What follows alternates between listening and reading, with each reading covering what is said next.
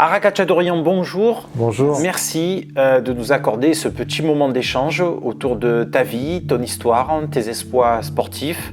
Pour commencer, tu es né au Liban en 1964 et tu es arrivé en France à l'âge de 19 ans à Marseille.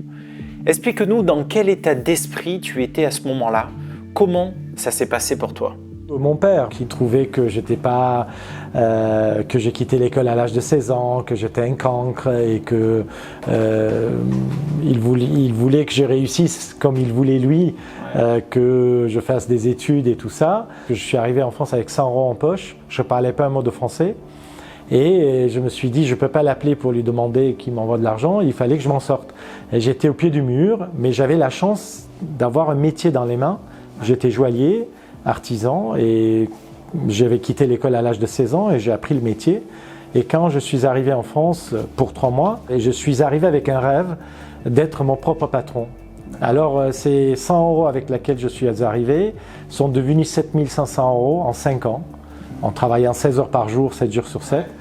J'étais déjà déterminé et je travaillais énormément à l'époque pour atteindre mon rêve. Et à l'âge de 24 ans, je montais mon propre affaire. Et à l'âge de 28 ans, une deuxième, bien sûr, 7 jours sur 7, 16 heures par jour. Si l'on continue un petit peu le fil de ton histoire, donc depuis tes premières années passées en France, tu bosses donc énormément et à 40 ans, il se passe quelque chose. Bon, là, tu te mets au sport à fond et là, plus personne ne peut t'arrêter. Raconte-nous un peu ce que tu fais, quelles sont tes rencontres, tes déclics, tes décisions. Mon ami d'enfance m'appelle au Liban en me disant « Viens, je prépare un marathon de Liban ». J'avais 40 ans. Je pars au Liban, je m'entraîne avec lui pendant 15 jours. Je rentre à Marseille. Je m'entraîne dans un club de course à pied où je me suis fait des copains. Je me suis entraîné 2 mois et je suis parti courir mon premier marathon.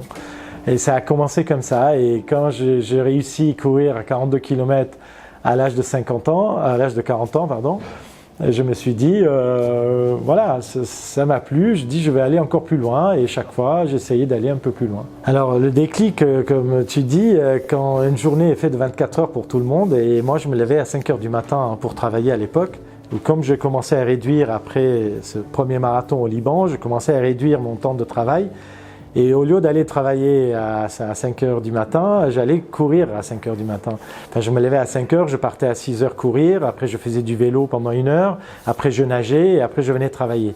Et après entre midi et 2, je repartais encore, ça dépend ce que je préparais, je continuais à m'entraîner entre midi et 2 et je continue après à m'entraîner le soir. Alors ça fait que j'avais le travail et le sport et c'est comme ça que j'ai pu atteindre. Mais le déclic, il y a eu, grâce à mon copain d'enfance, avec ce premier marathon au Liban à l'âge de 40 ans. Et après, je commençais à enchaîner. Et comme tu parlais tout à l'heure de Diagonale des Fous, et pour m'entraîner pour le Diagonale des Fous, je suis parti à Chamonix. Et comme je me retrouvais au pied du Mont Blanc, j'ai dit tiens, je veux gravir le Mont Blanc. Et j'ai fait un stage de 3 jours pour apprendre comment on tient les piolets et les crampons. Et c'est comme ça que lundi, mardi, mercredi, je fais un stage d'alpinisme. Et jeudi, vendredi, je fais l'ascension. Et arrivé avec beaucoup de difficultés au sommet, à 6h30 du matin au sommet du Mont Blanc, c'était extraordinaire. J'ai oublié la fatigue et j'ai vu le lever du soleil au-dessus des nuages. J'ai dit tiens, je veux continuer à gravir des sommets.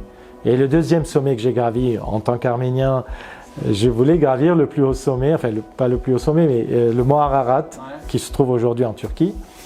Et va amener le drapeau de l'Arménie, le drapeau du Liban et le drapeau de la France au sommet. Et j'ai gravi le mont Ararat qui culmine à 5165 mètres. Et après j'ai dit j'ai envie d'aller un peu plus loin et j'ai gravi le Kilimandjaro, le plus haut sommet d'Afrique. Et retour à Marseille, j'étais avec des amis et on m'a dit viens nous raconter, c'était Jeunesse Arménienne de France, l'association, viens nous raconter comment tu as gravi tous ces sommets. Je dis moi, qu'est-ce que vous voulez que je vous raconte? Je m'entraîne et je vais gravir tout ça. Et je suis allé dans cette association, il y avait des centaines de personnes qui étaient là pour m'écouter et je leur dis, ils m'ont posé des questions, j'ai répondu à leurs questions. Et à la fin de cette conférence, je tourne vers le président pour revenir à l'Everest, je lui dis dans 2 ans, c'est le 100e commémoration du génocide des Arméniens. Si vous voulez que j'aille au plus haut sommet du monde pour délivrer un message de paix, de mémoire et de reconnaissance pour tous les génocides qui ont été perpétrés au XXe et XXIe siècle, il faut que vous m'aidiez financièrement. Et un petit peu au bluff, quoi, comme voilà, ça. Voilà, exactement. Je plaisantais au départ parce que je me suis dit, ils vont me dire non. Ouais. Et il m'a dit oui. Et après l'Everest, j'ai entendu que mes pieds se cicatrisent parce que j'avais perdu les bouts de mes orteils. J'ai eu des gelures. Et mes amis m'ont dit quel est ton prochain défi? J'avais écrit une lettre au président Erdogan pour qu'il reconnaisse le génocide des Arméniennes. Et cette lettre, j'avais écrit au camp de base de l'Everest. Et j'ai dit je vais lui amener à ma main propre.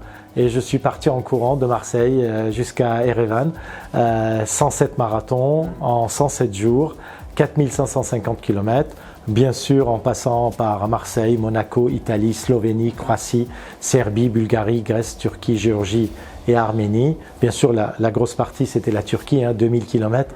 Parmi les 4550 km, c'était en Turquie. Un accueil extraordinaire. Et après, j'ai gravi en 2019 la Concagua, parce que je voulais gravir les plus hauts sommets des 7 continents. Et bon, après, voilà, le Covid est arrivé et je suis en train de préparer pour le prochain défi, qui est de ramer Marseille, capitale de mon adoption, jusqu'à capitale de mes origines au Liban. Ça sera humanitaire et pour la paix et pour la reconstruction du Liban. Entre nous, se mettre au sport à 40 ans et faire des exploits aussi énormes, quel est ton secret? Tu peux nous dire si tu as des prédispositions physiques particulières qui te placent au-dessus du lot?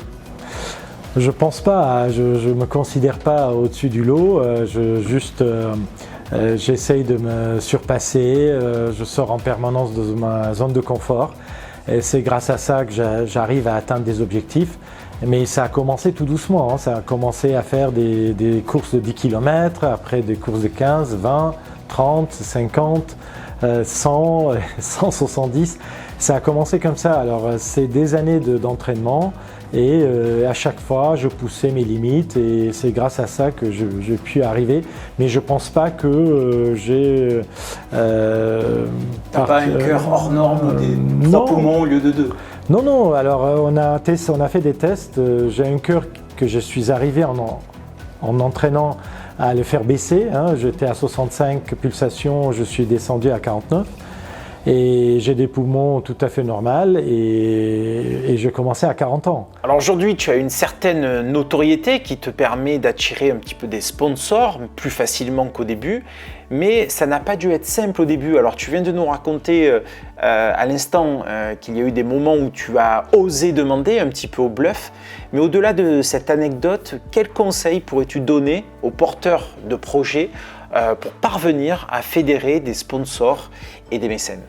C'est une très bonne question. C'est qu'il faut leur montrer que tu es capable de faire. Ça veut dire que moi, je leur disais que j'avais gravi déjà des sommets sur mon compte. Je veux dire que quand j'ai gravi le Mont Blanc, le Mont Ararat, le Kilimandjaro, tout ça, c'était après les autres sommets. C'est à partir de l'Everest que j'avais besoin qu'on m'aide financièrement. Mais ils ont vu que j'étais capable de faire des choses. C'est ça, c'est qu'il faut leur prouver avant de leur demander. Et ils viennent tout seuls après, c'est ça le but. C'est une fois qu'on leur montre qu'on est capable, et après c'est eux qui viennent vous dire quel est ton prochain et on est prêt pour t'aider. Voilà, c'est ça le... Parfois, les choses ne se passent pas vraiment comme prévu, des choses graves qui peuvent compromettre un petit peu le projet. Est-ce que tu as des anecdotes marquantes à nous raconter sur ce sujet? Comment tu t'y es pris pour traverser ces moments difficiles? Quel était ton état d'esprit? En 2015, je pars pour l'Everest. Malheureusement, 25 avril, camp de base, 5200 mètres d'altitude, Chinese Base Camp, le côté tibétain, que je voulais le gravir. Tremblement de terre, je n'ai pas pu aller au sommet. 20 alpinistes morts, 60 blessés. À Katmandou, 23 000 morts et je reviens à Marseille. Et arrivé à l'aéroport, il y avait les journalistes. J'étais le seul reporter arméno-franco-libanais sur TF1, France 2. J'avais mon image qui montrait et j'étais avec un téléphone satellite. Je leur racontais ce qui se passait sur place. Et j'annonce qu'en 2016, je repars pour atteindre le sommet impérativement avec le drapeau de la paix. Et en 2016, je repars. Après 46 jours d'ascension, d'acclimatation, j'atteins le sommet le 22 mai à 8h30 du matin. Pic Lénine, j'étais avec un groupe français qu'on est parti pour le faire. Il y a eu mauvais temps, on était obligé de redescendre du camp de base et en attendant que le temps change. Et les autres, ils ont dit non, on ne veut plus retourner. Et moi, j'ai resté. Et je suis reparti avec un groupe allemand. J'ai déchiré mon billet d'avion. J'ai dit je reste tant que je ne le fais pas. Voilà, je suis quelqu'un où je suis déterminé. Il n'y a pas de plan B, il n'y a que plan A. Ça veut dire que tant que je n'atteins pas l'objectif, je continue. Mais bien sûr que du premier coup, on n'arrive pas à chaque fois. Mais il faut justement insister.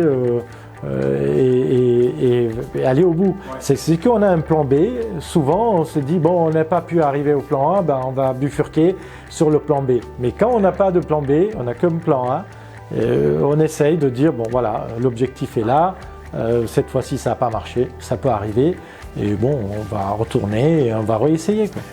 Pour la plupart des projets que tu mènes, les risques sont très forts, tu peux te mettre parfois en danger de mort. Comment appréhendes-tu ce risque et comment gères-tu tes propres limites? Je n'y pense pas trop à la mort parce que sinon on n'avance pas, hein. Je n'y pense pas trop. Je m'écoute surtout et alors c'est pour ça les entraînements sont très importants. C'est que je pousse en permanence mes limites. Pour prendre l'exemple pour l'Everest, sur l'Everest je devais porter 10 kg bien sûr le manque d'oxygène. Alors pour m'entraîner je portais 20 kg. Et je mettais des poids aux pieds, 2 kg à chaque pied. Et je savais que la dernière partie, je dois mettre autour de entre 10 et 15 heures. Et mes entraînements, je doublais pour que ça me semble facile sur place. Bon, bien sûr, on ne peut pas prévoir tout, hein. Avec moi, il y a eu 5 morts la deuxième fois que je suis parti pour gravir l'Everest. Bon, voilà, il y a le petit facteur chance. J'ai tombé dans une crevasse 2 fois. Je puis ressortir, mais ça aurait pu mal passer aussi, comme l'avalanche la première fois. Mais il faut s'écouter, Après, quand on dit tout à l'heure sortir de sa zone de confort, il faut pousser ses limites pour que, en face du danger, qu'on sache comment réagir. C'est ça, parce qu'il ne faut pas être surpris dans des situations compliquées. Je me mettais en danger ici avant de partir, que mon corps enregistre les difficultés, le danger, pour que si je rencontre dans des moments très difficiles où je risque de mourir, que je puisse réagir mieux, plus facilement. Pendant des ascensions, par exemple, j'ai fait demi-tour et je suis reparti parce que le temps ne permettait pas d'aller du premier coup. Il faut se dire stop. Ouais, donc tu sais renoncer aussi. Bien sûr, je renonce, mais je renonce pas en totalité. Renonce pour ce jour-là. Voilà, je redescends, j'attends que le temps revient. On ne peut pas maîtriser les éléments après. À un moment donné, ils sont plus forts que nous, hein. Et là, il faut être intelligent, raisonnable, de dire bon, je vais attendre quelques jours que ça se calme et je repars après. Qu'est-ce que ces exploits sportifs t'ont permis d'apprendre sur toi et sur la vie au sens large? Je sais qu'on n'est pas grand-chose et moi je dis que nous sommes de passage et ce qu'on amène avec nous en partant de ce monde, c'est les souvenirs.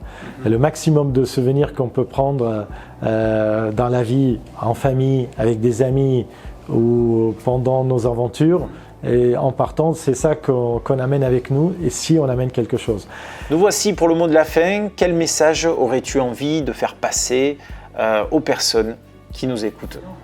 Ce que j'ai dit à chaque fois quand je rencontre les jeunes, rêver, aimer, oser, être déterminé, croire, ça c'est 5%, mais pour que ça se réalise, voilà, il faut y aller. Si vous êtes étudiant, étudiez. Si vous êtes chef d'entreprise, travailler pour y arriver. Voilà, c'est le seul secret, c'est de se surpasser et de sortir de sa zone de confort et aller tout plus en plus loin et c'est donné à tout le monde, hein. Mais avant tout, faites ce que vous avez envie, c'est que comme ça, vous pouvez y arriver. Merci beaucoup Ara pour cet échange. C'est moi. Plein de succès pour la suite. Merci encore.